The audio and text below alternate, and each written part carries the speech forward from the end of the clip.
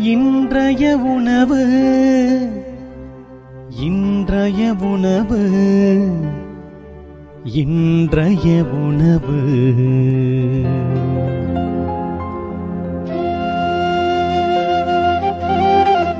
நற்செய்தி வழங்குபவர் தந்தை நிர்மல்ராஜ்.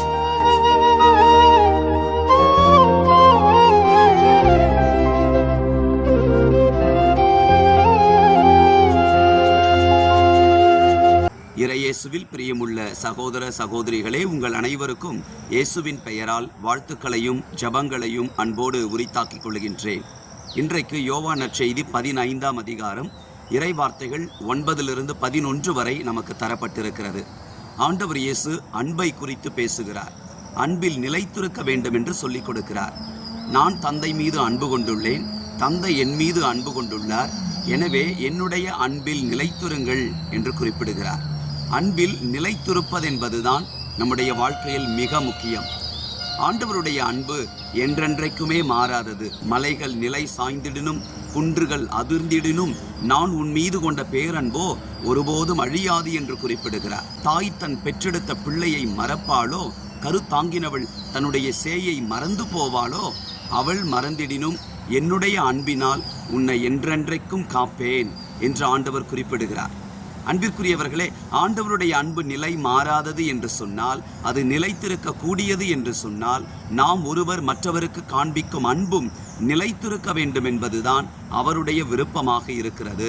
நம்முடைய வாழ்க்கையில அன்பு நிலையற்றதாகவே நிறைய நேரங்களில் இருக்கிறது. மேலோட்டமான அன்பு, எதிர்பார்க்கின்ற அன்பு, ஆதாயத்திற்காக அடுத்தவர்களுக்கு கொடுக்கின்ற பெற்றுக்கொள்ளுகின்ற அன்பாகத்தான் இருக்கிறது. ஆனால் ஆண்டவரோ நமக்கு நிலையான அன்பை கொடுத்திருக்கிறார். அகாப்பே என்கின்ற அன்பை கொடுத்திருக்கிறார். நீ என்னை அன்பு செய்தாலும் செய்யாவிட்டாலும் நான் உன்னை படைத்தேன், நீ என்னுடைய பிள்ளை, நான் உன்னுடைய தந்தை என்று சொல்லி மாறாத அன்பினால் நம்மை வழிநடத்தி கொண்டிருப்பதால் தான் நாம் இன்றைக்கும் உயிரோடு இருந்து கொண்டிருக்கிறோம். அன்பிற்குரியவர்களே, வெறும் அன்பு என்பது மேலோட்டமானதாக அல்லது உணர்வு பூர்வமாக மட்டும் அல்ல, மாறாக அது வெறுப்புக்கு மத்தியிலும் மனக்கசப்புக்கு மத்தியிலும் எதிர்பார்த்தது நிறைவேறவில்லை என்றாலும் நாம் எப்பொழுதும் அன்பின் சீடர்களாக இந்த உலகத்தில் வாழ வேண்டும். அன்பானவர்களே, ஆண்டவர் நிலைத்திருக்கக்கூடிய அன்பை குறித்து இந்த நற்செய்தியிலே எதற்காக பேசுகிறார் என்றால், நற்செய்தியின் கடைசி வசனம் நமக்கு சொல்லுகிறது, என் மகிழ்ச்சி உங்களுள் இருக்கவும், உங்கள் மகிழ்ச்சி நிறைவு பெறவுமே இவற்றை சொல்லுகிறேன். எங்கே உண்மையான அன்பு இருக்கிறதோ அங்கே எதிர்பார்ப்பு இருக்காது. எப்பொழுதும் அது மகிழ்ச்சியை மட்டுமே எதிர்பார்ப்பதாக, உலக இன்பங்களை மட்டுமே மையப்படுத்தியதாக அது இருக்காது. அன்பு எப்பொழுதும் நம்மை வலிக்கத்தான் செய்யும், அது எப்பொழுதும் நம்மை துன்பத்திற்கு ஆழ்படுத்தத்தான் செய்யும்.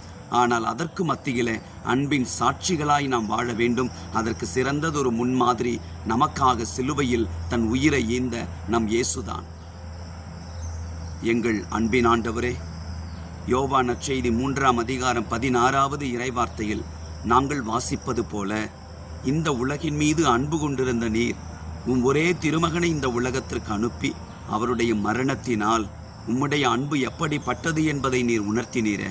ஆண்டவரே, எங்களுடைய வாழ்க்கையிலும் எந்த எதிர்பார்ப்போ அல்லது நன்மைகளை மட்டுமோ எதிர்பாராதபடி எல்லாரையும் நாங்கள் அன்பு செய்ய, எங்களுக்கு அன்பின் ஆழத்தை உணர்ந்து கொள்ள நீரே எங்களுக்கு துணை செய்வீராக.